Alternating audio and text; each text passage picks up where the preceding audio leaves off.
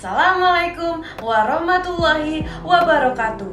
I'm Mutiara Kanazahra and I'm going to tell you a story about Kemaro Island.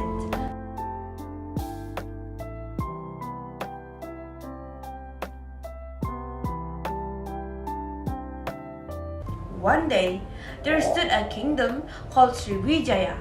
The kingdom was led by an elderly king. The king had a beautiful daughter named Siti Fatimah. Unfortunately, none of the princes wanted to propose to her because the king only wanted a prince from a rich kingdom.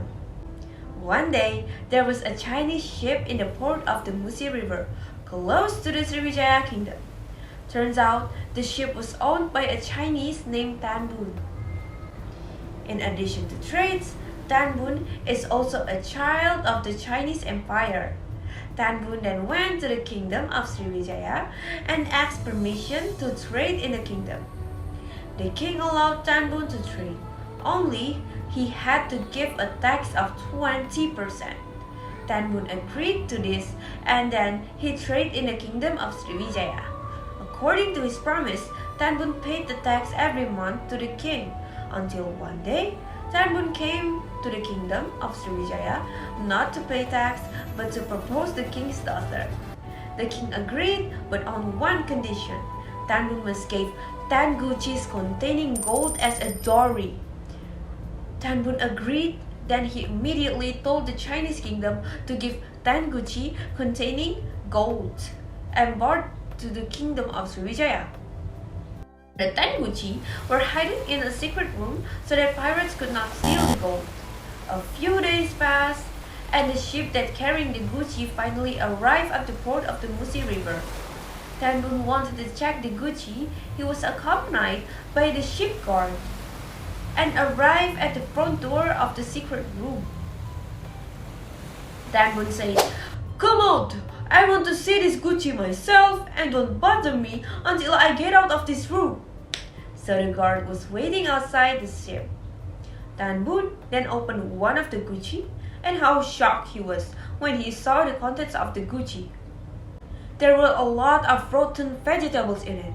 Then he checked all the other guchi contents, and sure enough, it turns out he only saw rotten vegetables. He became so mad, so he throws all the guchi into the river. When he wanted to throw away the last guchi, he stumbled and the guchi was broken.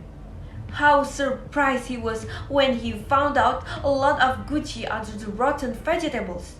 Tan Bun then rushed out and looked for his guard.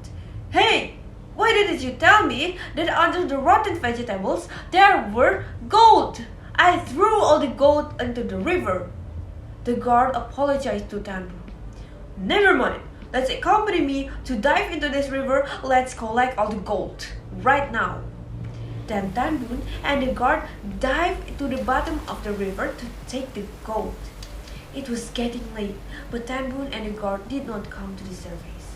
Siti Fatimah, who knew about the incident, cried so hard. She also said to her aunt, "Aunt, I have to save my future husband. I can't just stand still. If later there is a soil appeared from the above, that means I have died and that lane is my grave." She immediately dived so that her aunt cannot stop him. Until the next day, Siti Fatimah never came to the surface. However, suddenly a pile of dirt emerged from the river. That means Siti Fatimah is dead. The mound of the land over time became an island and people around called it as Kemaro Island. Kemaro in Indonesian means dry because the island always dry even though the river is flooded. That is the story of Kemaro Island.